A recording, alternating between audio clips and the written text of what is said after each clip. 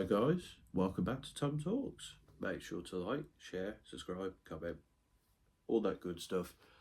And today, it's been a while, but we're back. We were going to be back, but we are now officially back. So, what that means is I recorded a video about the provisional squad, and because I've been really busy, I didn't have time to edit it and upload it.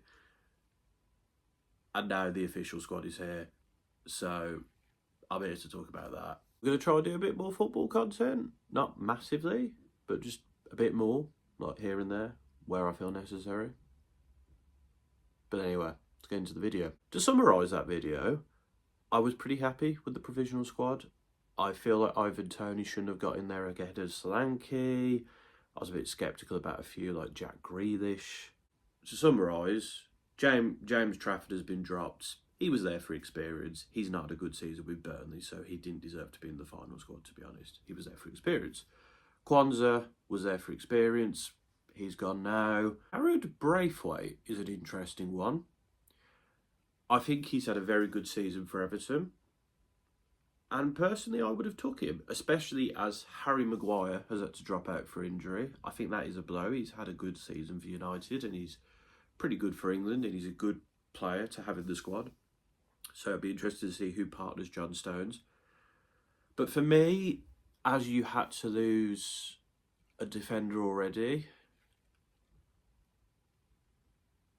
I would have got rid of Lewis Dunk personally.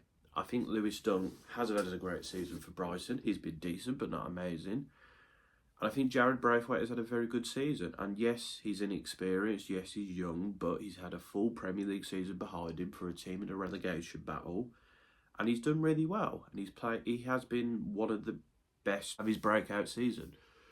So I disagree with dropping him personally. I'm also a bit concerned about Luke Shaw because I get that we don't have many left-back options, but much doubt how effective Luke Shaw is going to be, especially as he's coming just back from an injury.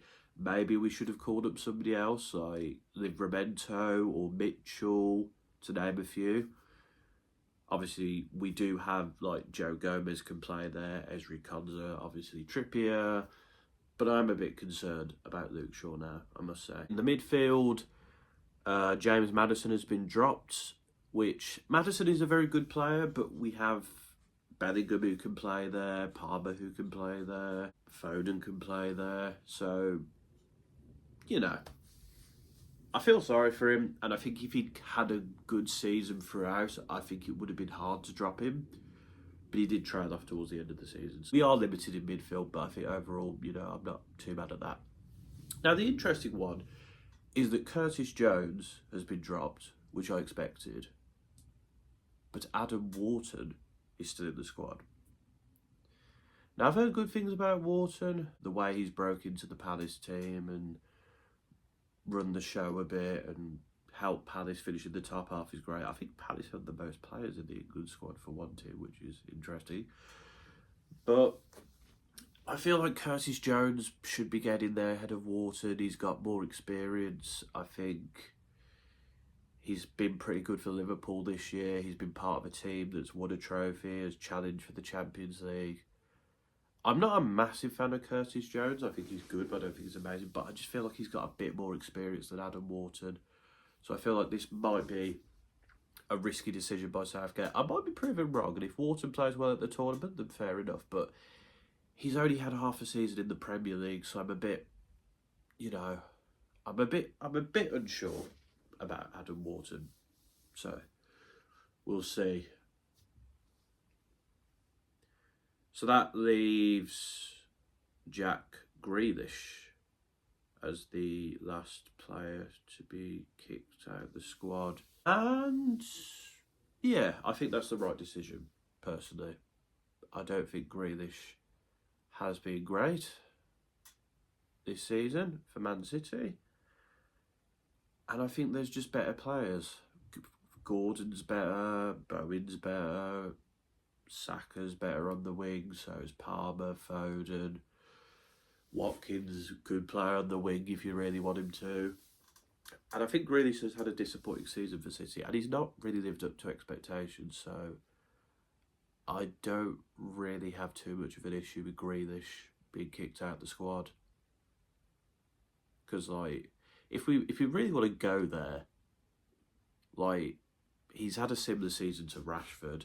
But, like, Rashford has, like, more goals.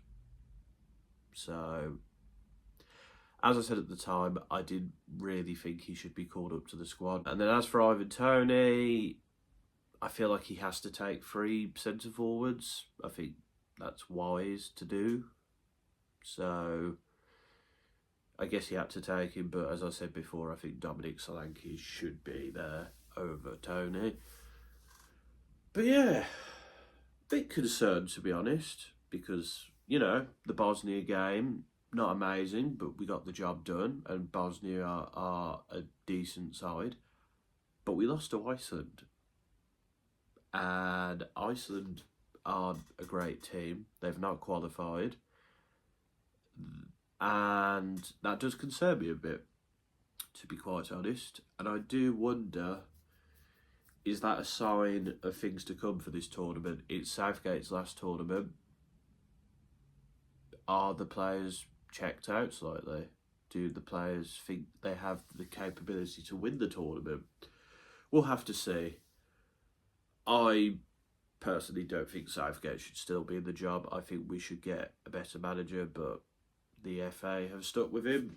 He will be gone after this tournament. If we have wasted some of our best teams on him post 2022 World Cup, then that will be disappointing.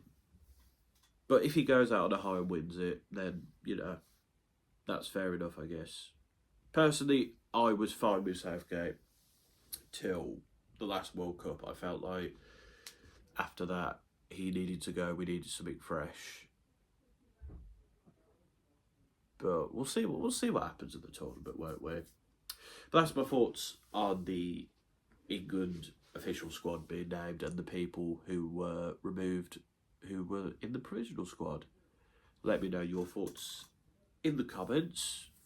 Do you think that other players should have been kicked out? Do you think some of those players should have been kept? Let me know. But until next time, folks, this has been another TomTalks.